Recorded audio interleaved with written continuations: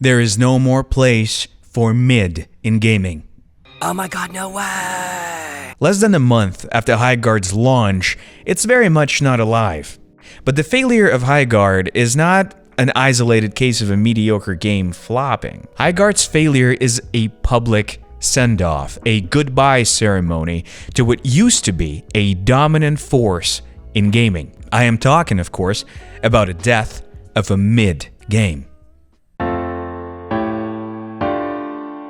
Highguard is mid. Everything about it is.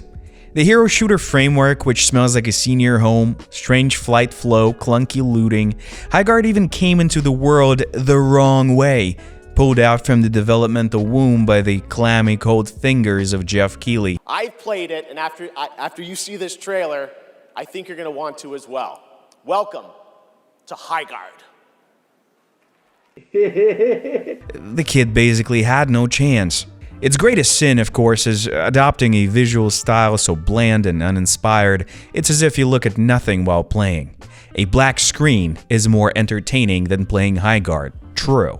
The textures looked foggy on my Xbox Series X, almost smeared with peanut butter. Good sign in the acid flip tradition. Oh, and you are greeted by a guy that looks like a Christian action hero designed for youth Bible studies groups. Design is up and beyond. The mount system is fun, yeah, it's dynamic and entertaining, and there's a little arch that gives you a boost. The gunplay is fun too. I mean, it feels almost exactly like Apex Legends, so that's gotta worth something. I never said the game was bad. It's just mid. Actually, Highguard feels like a weird cousin to Apex Legends, the one that lives in the hometown, works at Target, and washes in the shower like 2 times a month. Mom, I'm not shaving. Discord mods don't shave. Hey, Kenan. Ulu. Now, the cousin ain't a bad kid, you know, it's just you wouldn't remember him the next day after you met him, right? But still, your Uncle Jeff glazes him at every family function. Everybody just wonders why. And it's not just me that thinks that the game's a total mess. The market has spoken as well. Steam player count collapsed. Launch peak, like 10,000 concurrent players, dropped half to 4 to 5K within hours, under 3,000 within 2 weeks, and dropping.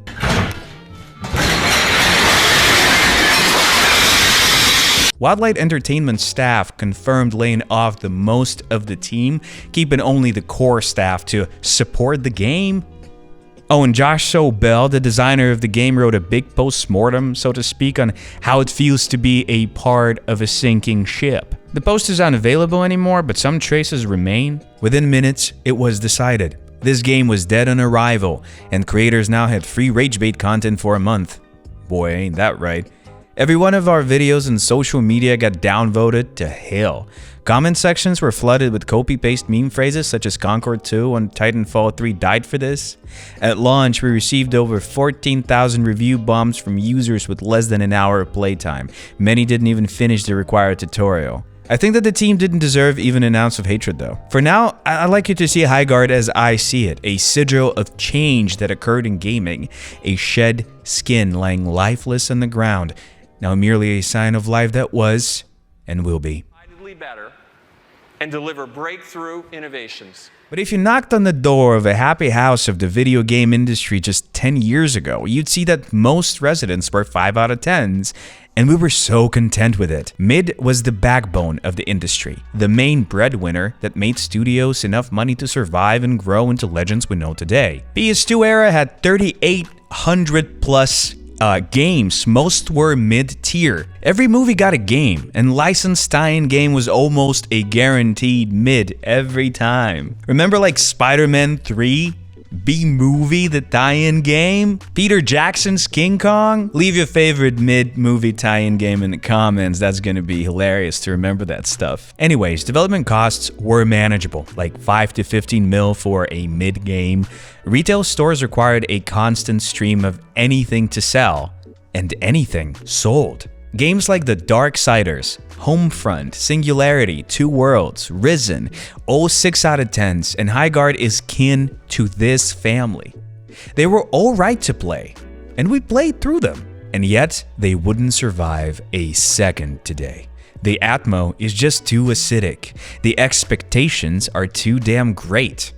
The gamer now recognizes 2 words, GOTY and trash. If you manage to land a GOTY label, the shortcomings of your game will be forgiven. The cult status is on the way, a sweet cushion to sit on for sure. But if you are trash, oblivion is what awaits you. And who's to blame for this shift? You. And me. I mean, us. And COVID-19. Ever since COVID, video game industry has entered a golden age. Despite critics claiming that Fortnite destroyed any dignity in game development, I want you to look around and truly see. I see.